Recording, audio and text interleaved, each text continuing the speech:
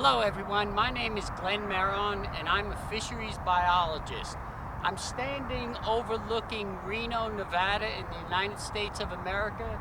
Reno is often called the biggest little city in the world. Today I'd like to tell you a story about a floodplain ecosystem that I had the opportunity to work on in the northern part of the country, South Africa.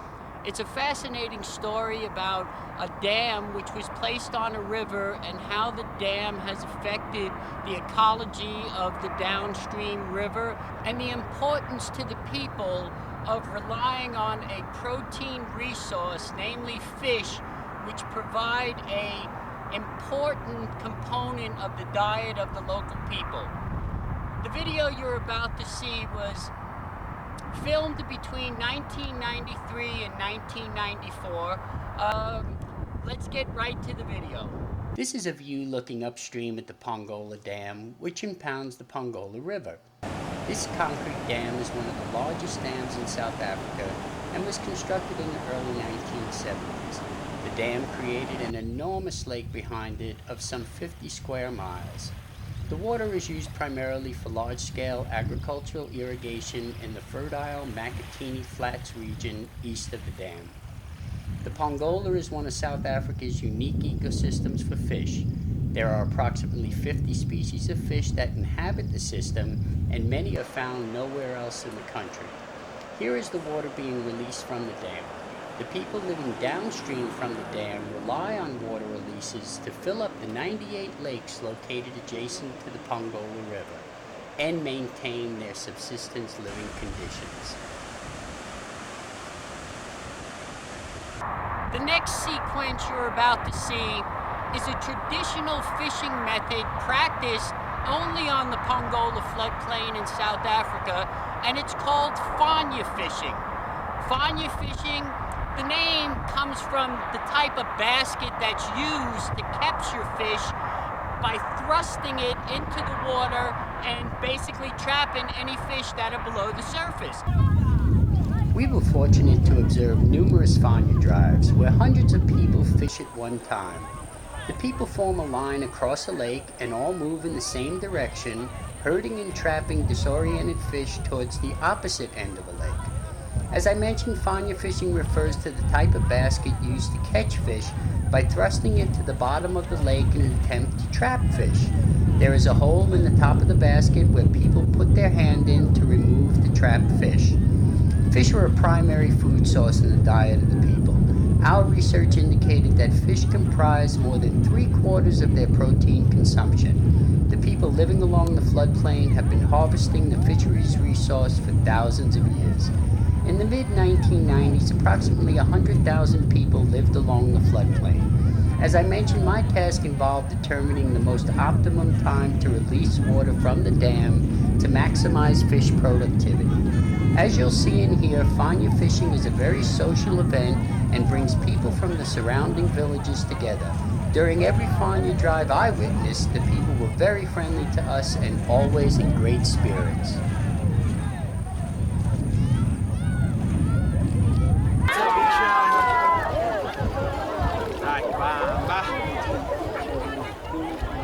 Even the hippos get out of the way of this human predator-prey relationship. It's the people's turn to use the resource, and both the people and hippos have coexisted for thousands of years. I was usually in the middle of these Fanya drives trying my hand at Fanya fishing. The men often carried spears as you never knew what to expect.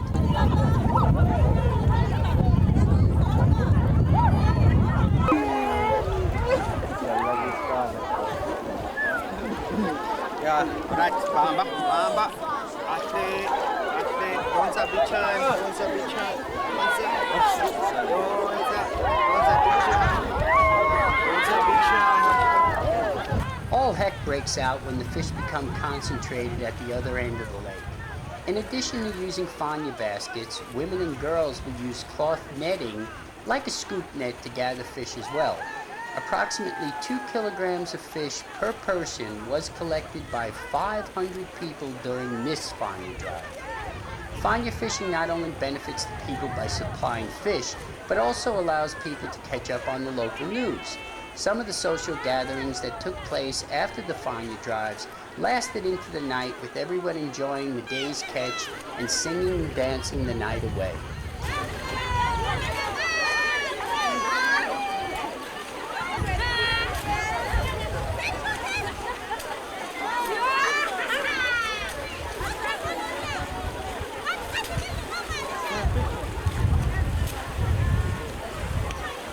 The people always let us analyze their fish, and it was a learning experience for us all. You are about to see a fish called the carp, which is widespread throughout the world. The people call this fish the Jozini fish.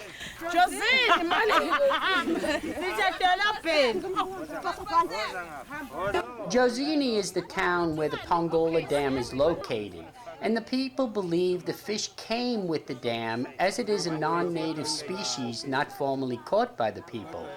We are going to weigh this fish and assess its reproductive condition.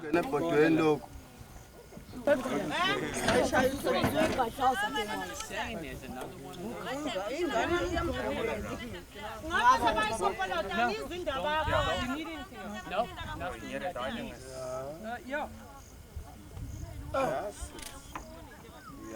18 pounds, 20 pounds. So what is it, kilogram? 9,18. 918 kg. Okay, weigh the ovaries. Carp have millions of eggs, which allow this species to rapidly populate an area. Carp found their way to the floodplain in the 1980s when the Phongola system was flooded and allowed this species to invade the floodplain from further upstream. Pelicans also get into the action and feed on the disoriented fish after a Fanya drive. We were told by the elders that the pelican's behavior was adapted by the people hundreds of years ago, resulting in the human version of Fanya fishing. The next sequence you're about to see is the fisheries team's efforts in surveying as many habitat types as possible on the Phongola floodplain over the course of a 2-year period. The fisheries team analyzed thousands of fishes over a 2-year research period. We dissected all of the specimens to determine their reproductive condition and what they were feeding on during several of the water releases from the dam. Our research findings had important implications for determining when to release water from the dam.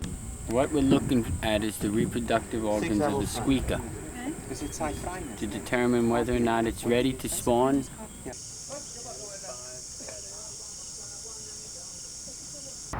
The next sequence you're about to see is where the fisheries team finally caught up with where the large fish on the floodplain were located.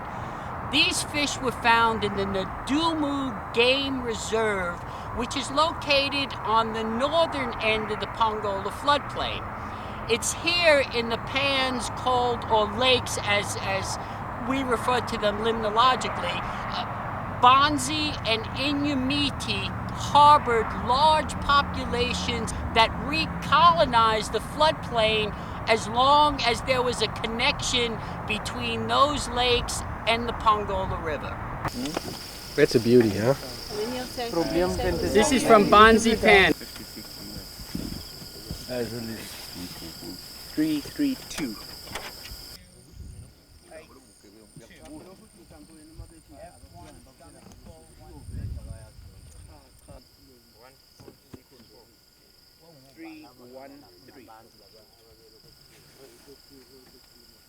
Hey, you're not a bad chef. Yeah. Nee, ik heb niet meer hier vallen gehad. They're right running all the time. These are the ovaries of a female tigerfish, which is in ripe running condition. We found that water releases from the dam during the spring and summer months stimulated fish to reproduce and populate the floodplain. Conversely, water releases from the dam during the cooler months, when fish are not reproductively active, resulted in no significant benefit to fish production. Here is a selection of tigerfish, catfish, and tilapia caught in only a few hours at Lake Bonzi. The lakes in the Nadumu Game Reserve are not fished by anyone. and serve as important refuges for fish that repopulate the floodplain during periods of natural flooding and/or artificial water releases from the dam, when these occur at the right time to stimulate fish migrations and spawning. Once again, the Dumu, catch per unit effort, extremely high. What's the catch? Large Can you imagine leaving nets in here 24 or over 12 hours? The crocs would There will be that's the next a wave for fish the labio. in every possible hole. The next sequence you're about to see shows the fisheries team using a method called electrofishing, which basically discharges a shock into the water and stuns fish. But the importance of this video footage is to show the cooperation that the fisheries team received from not only governmental agencies involved in the project, but also the people living on the floodplain themselves, which were really the people that we wanted to make sure this program benefited. You'll see the chief, or as it's called on the Phongola, the Induna. He has jurisdiction over whatever activities happen on the floodplain, including, for instance, arranging the times and the places for the large-scale Fanya drives, which you previously saw. Once again, these are the boys electrofishing at Makani's now.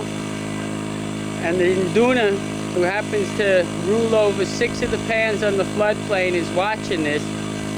It was actually crucial to the program that we got the permission of the Induna, who represents the people in this district, to allow us to fish and study the diversity and distribution of the species in this section of the Phongola. As you can see, this is quite an ordeal. We've got probably at least 20 or so people looking from either bank. There's people back there in the corner which came down by truck to witness the whole outfit, and they're now collecting water as well. This is the old bridge at Makani's Drift, which in 1984, during Cyclone Des Moines, it was washed away. As you can see, there was nothing left but rubble. This is upstream of Makani's. The Phongola River is a very quiet flowing river, and then it comes down through Makani's, goes through the channel here, comes out on the other side of the bridge. This is all the broken up bridge here. And then it forms a very rapidy area right here. And this is the habitat for Chiloglanus, eels, Labiocylindricus. Once again, you can see all the people. There's the Induna. Greg is fixing the generator cord, one of them. Here's Greg now attaching the longer cord to it. Standing next to him is Koza, our good friend who's helped us. Reinhard, Gareth, Louis, look. There's Horst Kaiser in the water there, huh? It's a very fast flowing area here. There's the little kids watching over there. Okay, we just finished electrofishing. There's Induna Kumalu, who, as I mentioned before, has jurisdiction over 6 of the pans on the floodplain, several hundred people. There's Louis Look, Garrett Sweetman, Reinhard, Sarah. And as I mentioned, it was very, very important to have the permission of the Induna working the fish of the floodplain. The Induna is even helping us carry the nets back up again. He's really showed a genuine interest in the project and gives us full permission to go ahead with studying the biology and ecology of the smaller fish species, as well as pursuing the implementation of a management plan for the fishes of the Phongola floodplain.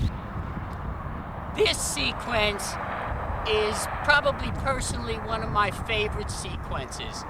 It shows, at first, people some of the native people fishing in the Pongolopoort River, and then switches to a fishing technique called electrofishing, which I introduced earlier.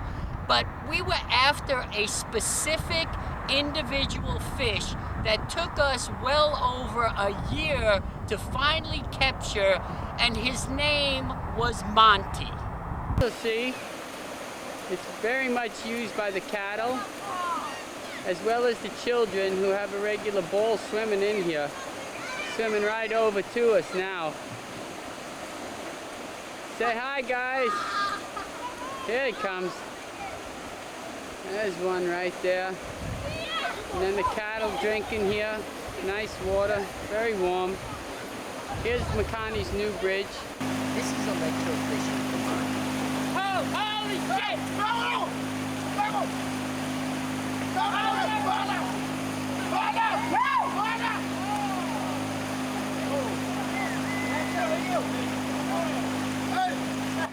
Look in the foreground and watch Louie's left foot jump as the negative pole of the electrofishing unit crosses his foot. In the spirit of true collaboration, Louie then positions the positive pole of the electrofisher too close to me, and I get shocked and jump backwards. During this whole time, Monty must have been laughing as we missed him again. We finally catch Monty.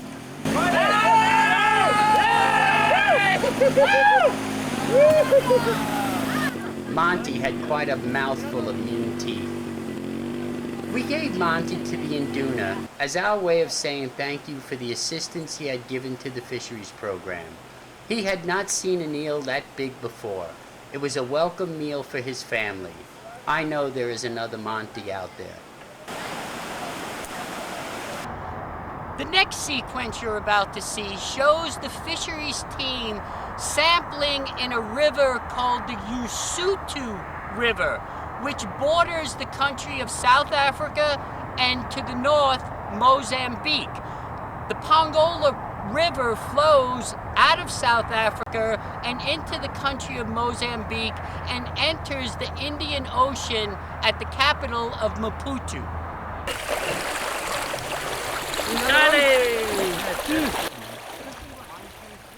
This is the Usutu River on the South African border with the country Mozambique. Here we were specifically looking for small catfish of the genus Chiloglanus, and we also hunted for the rare pipefish that inhabits the reeds and grasses along the fringes of the river.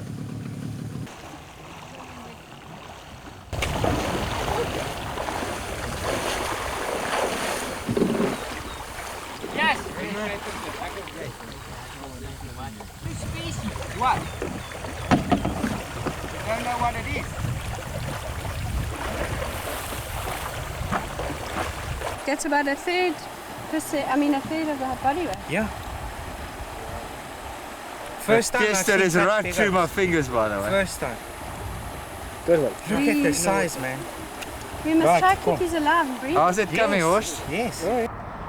The next sequence you're about to see shows the fisheries team discussing the logistics and safety protocols to be followed when sampling on the floodplain.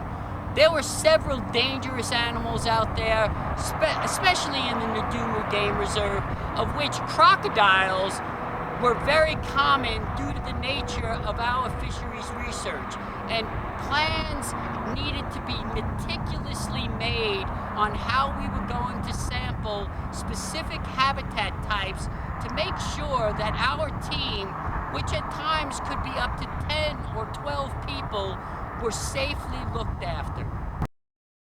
Here the fisheries team is discussing the sampling strategy for this trip in the Ndumu Game Reserve. We knew there were poachers in the area.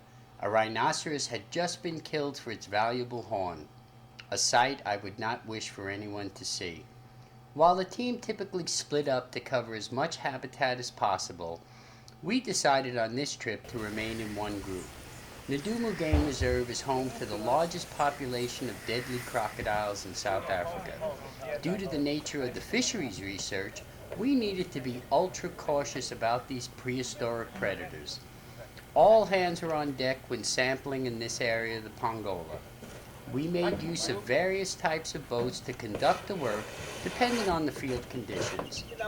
The work was very physical in nature, and precise coordination among team members was critical to avoid injuries, as we were hundreds of miles from a hospital.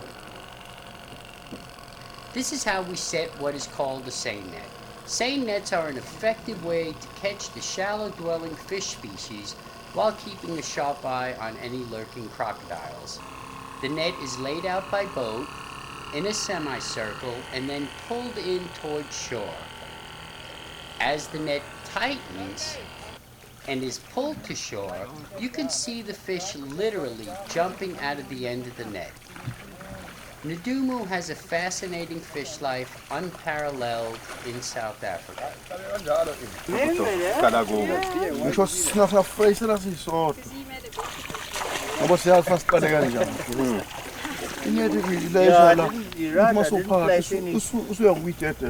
Pirandali from Sakunti Pan, okay, beautiful fishes, caught with seine nets right in the shallow areas here. Randali is not really that common, but when you find him, he's often found in large numbers. There's a big chappie in the back there. Oh, he's a nice boy. Hey, These giraffes are some of the wonderful animals that inhabit the Ndumu Game Reserve. The next sequence you're about to see is the fisheries team using another fishing method called rotenone. Rotenone is actually the root of a plant that, when mixed up and applied into water, stuns the fish. They come up to the surface temporarily and you're able to collect them at that time. This particular rotenone site that you're going to see was interesting in a way because several of the people wagered a bet with myself that there would be no fish in this particular isolated remnant pool that was drying up. There were some drought conditions that were experienced during the time as well, but I think as the video will show, where there's water, there's fish. Okay, this is a rotenone collection in a small isolated pool just above the Makani's new bridge. The water is very shallow, but it still has quite a few fish left in it. There's baubles coming up, catfish, Oreochromis, several species of barbus. Quite surprising for such a small pool like this.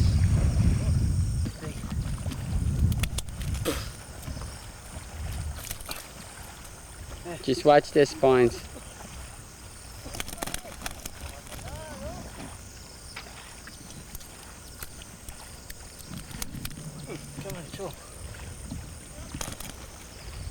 Well done, Gareth. Look at all the mud, huh? You really have to go through heck to get these fish, huh?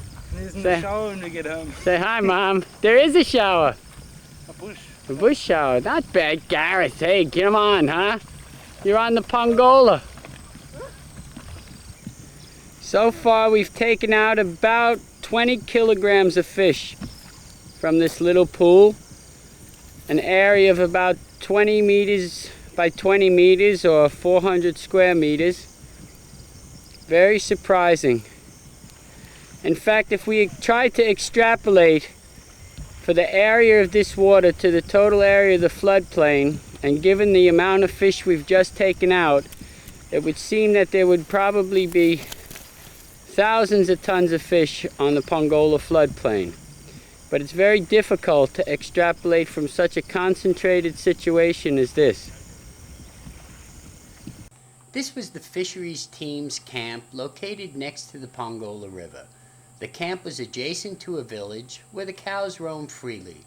There were tents and accommodations for up to 12 people, and everyone got a turn at cooking and washing dishes. These were large expeditions and logistically very challenging. We were fortunate to have many scientists assist with the research project, including Professor Mike Bruton, former director of the J.L.B. Smith Institute of Ichthyology in Grahamstown, Professor Charles Breen, director of the Institute for Natural Resources in Pietermaritzburg, Tom Pike and Mike Koch with the Natal Parks Board, Charles Brouwer with the Department of Water Affairs, and Clive Pulteney, a leading anthropologist studying the subsistence lifestyles of the people on the floodplain.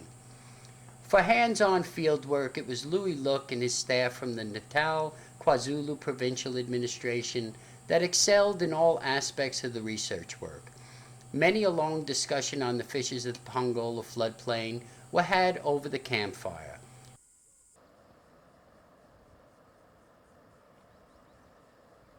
In our own way, we fit in with the daily lives of the people who would greet us as they collected water from the river. When we were done analyzing the fish at camp, we would give them to the people who were grateful. These women would walk an enormous distance every day to collect water for their families. This is a typical store on the floodplain, which are far and few between. We often stopped here to get supplies and to catch up on local news as to where Fanya drives might be occurring. Word of an upcoming Fanya drive spread quickly on the floodplain. This store owner also grew his produce adjacent to the store. The next sequence just shows how important the fisheries resource is to the people on the Phongola floodplain. Not only have you seen the Fanya fishing operations, which entail hundreds and hundreds of people, but also kids get involved with fishing at a very young age, go out, set their own gill nets, provide food for the family table, as well as you'll see other activities that the native people practice in order to provide them with a sustained food resource. After a morning at school, these boys spend the afternoon fishing for the family meal. Almost everyone fishes on the Phongola from an early age, as fish are a free source of food. This is the condition of a typical boat on the Phongola, made with wooden planks nailed together with a heavy coat of tar along the seams and a few tin cans added in. But they float and serve an important function in getting the fishing gear to the fish. We carried out the same practice of cleaning and mending our gill nets as needed, although our boat was slightly more stable.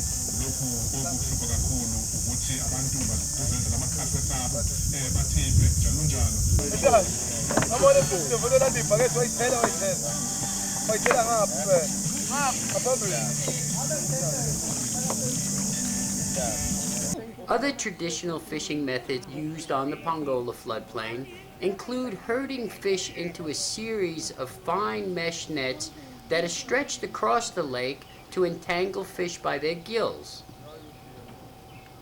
Again, the people were very considerate in allowing us to watch and witness this activity. Everywhere we went, the people on the floodplain were friendly to us and carried on with their normal daily routines as we gathered our scientific information.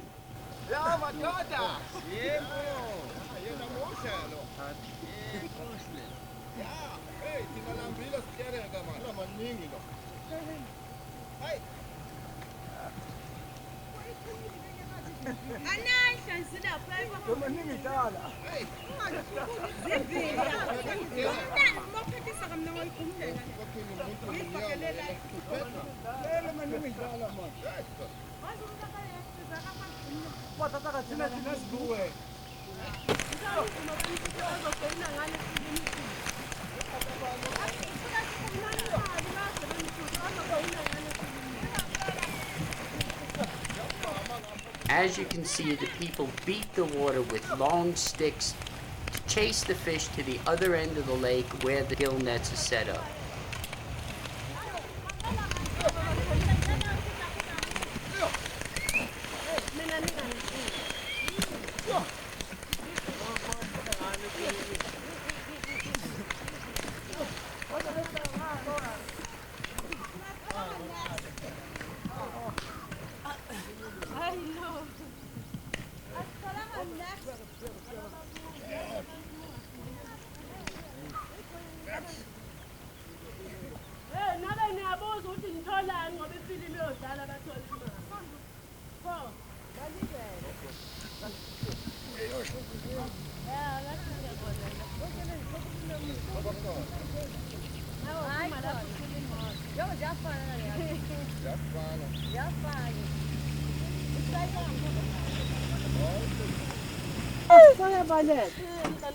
Asayizoba ufana nabo.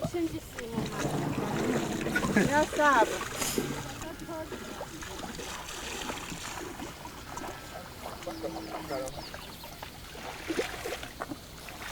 Come from wrong side.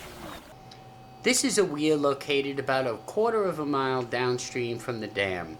We were, again, looking at how fish respond to water releases from the dam and timed at different times of the year. During a summer water release, thousands of fish are moving up the river.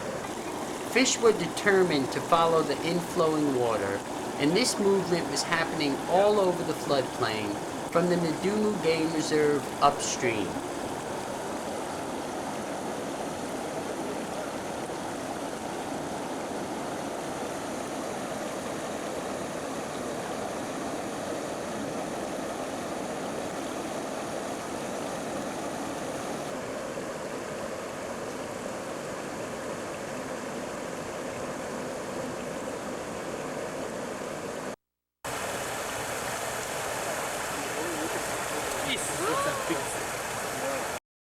What?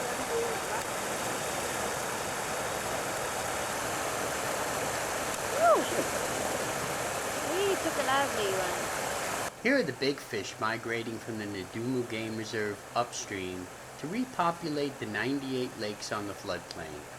During a water release from the Phongola Dam in 1994, fish were jumping over a washed-out road to move upstream. These fish jumping here are sharp-toothed catfish, which are a valuable food source. Where individual fish migrate and into what lake on the floodplain is still unknown.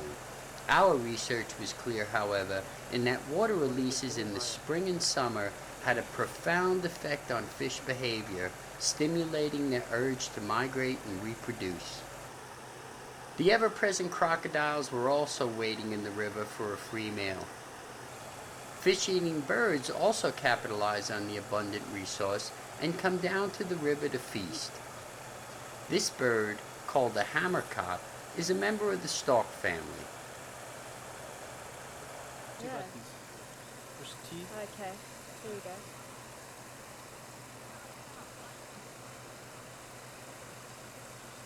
This individual is somewhat camera shy.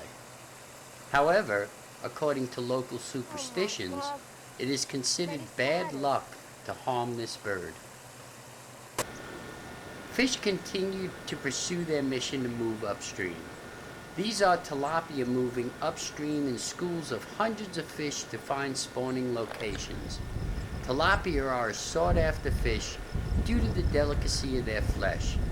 Tilapia are very prolific fish and will spawn several times a year during the spring and summer months.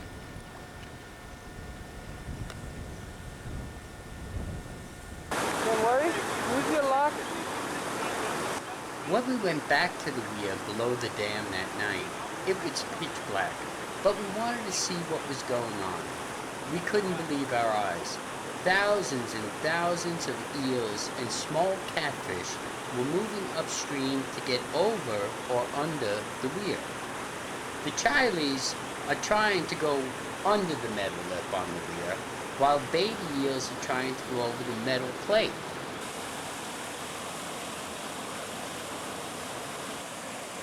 Bit over, carry on over. Go across the rock to the water. To the water, carry on. They eventually do find their way and slip into the water. Some manage to go over the top. Various sizes of nets. 112. Nets are very selective for certain species of fish.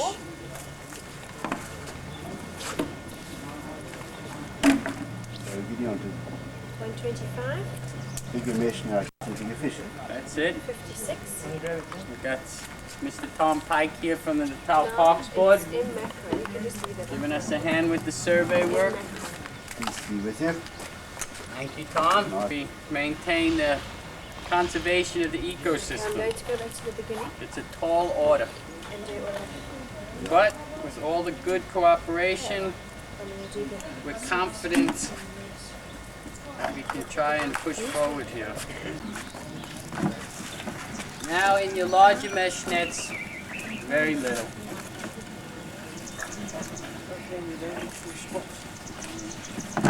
Yeah, I can't get too dirty, you see, because I have to organize the meeting, so it's a good excuse for me to actually be supervisor for the day. That's it.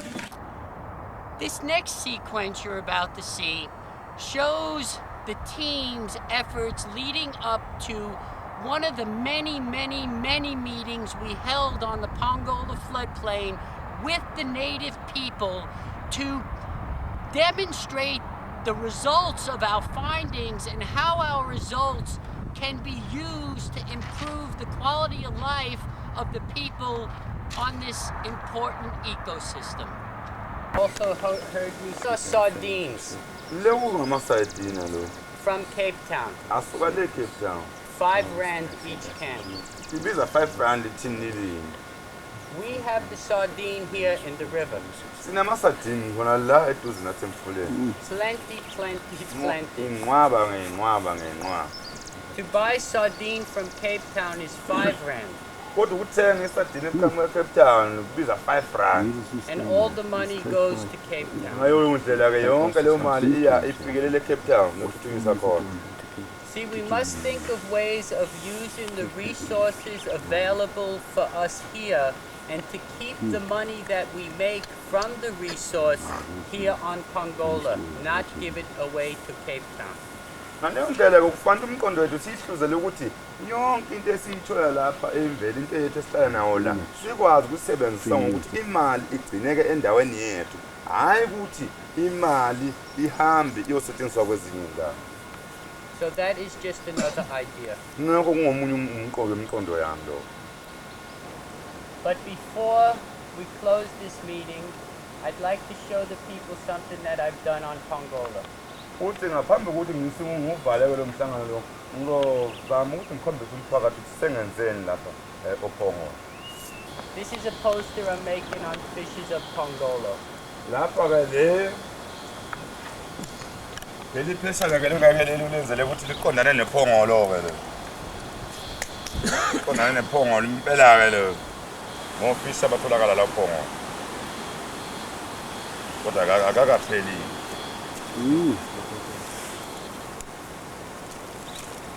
What I will do is when the poster is finished, I have to just finish the bottom here, but it'll be like this one.